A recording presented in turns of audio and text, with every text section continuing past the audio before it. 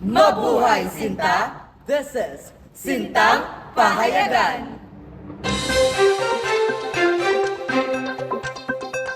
Mabuhay Sinta, this is Irish. In an era where artificial intelligence can book flights and translate language, tourism industry find itself at an exciting yet challenging crossroads.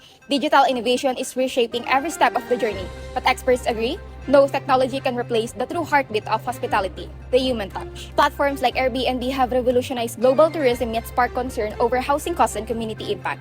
It increases issues like privacy concern and unequal access to technology, which challenge tourism commitment to inclusivity, particularly those outlined in the Global Code of Ethics in Tourism. Article 6 urges all stakeholders to act responsibly in promoting ethical and balanced growth across the sector. This shift support the UN Sustainable Development Goals, notably the SDG 8, SDG 11, and SDG 12.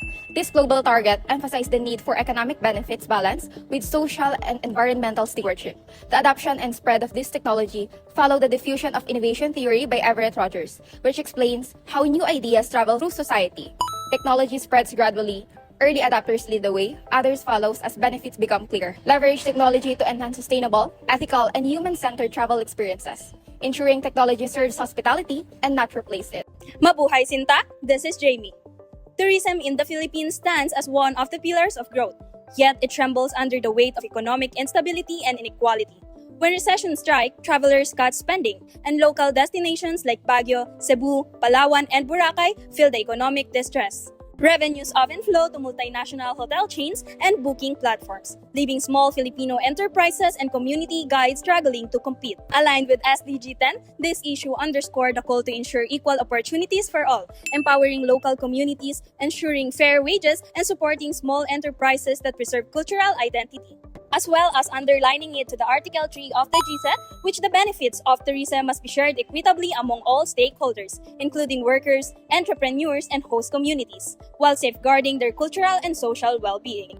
Thus, Andre Gander Frank's dependency theory helps us understand how the Philippines tourism industry reflects global dependency, in which wealth flows out to wealthier economies while resources, labor, and cultures are supplied by underdeveloped countries. The demand for justice tourism is strengthened by this framework, which promotes equitable economic exchange, gives local communities more influence, and guarantees that every peso spent by travelers truly benefits the people who make their journey meaningful. Because in the end, the heart of tourism beats strongest when it uplifts, not exploits. Mabuhay Sinta, this is Alyanna.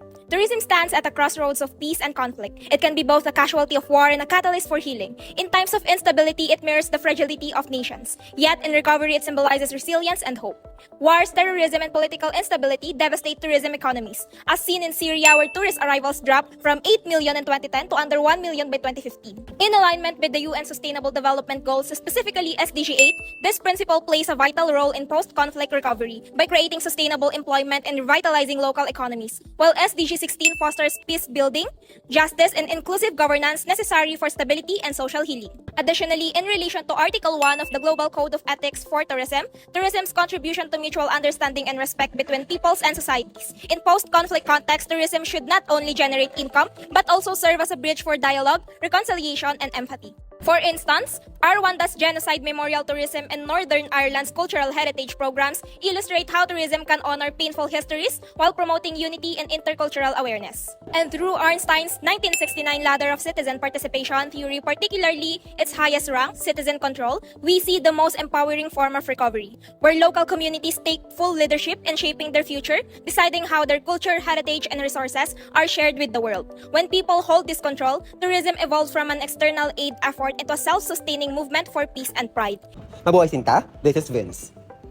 Tourism may boost economic growth, but when the environment is neglected and profit is prioritized over sustainability, it not only harms nature, but also worsens climate change. Climate change is a critical global issue caused by human activities that alter temperature and weather patterns activities through greenhouse gas emissions and unsustainable tourism practices.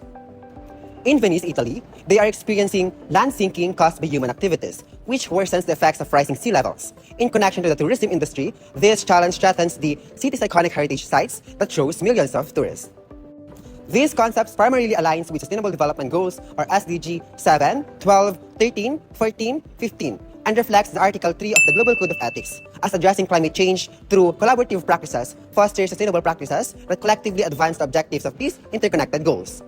Lastly, we can integrate a triple bottom line theory as it interlinks environmental, social, and economic priorities. This approach mitigates climate impacts while promoting balanced and sustainable tourism growth. Mabuhay Sinta, I am Mark. Biodiversity or the variety of life on Earth forms the backbone of nature tourism by providing scenic landscapes, wildlife, and ecosystems that majorly attract visitors and support livelihoods. However, the paradox in tourism stands whenever tourism is poorly managed as it becomes a major threat to the very diversity it benefits from. Overdevelopment, pollution, and over-tourism, as seen in Boracay Island's 2018 closure, reveal how exceeding a destination's carrying capacity can lead to serious environmental damage. To address this, ecotourism promotes responsible travel built on three key pillars aligning with John Elkington's triple bottom line theory: the people, planet, and profit, ensuring long-term sustainability on the community, the economy, and the biodiversity.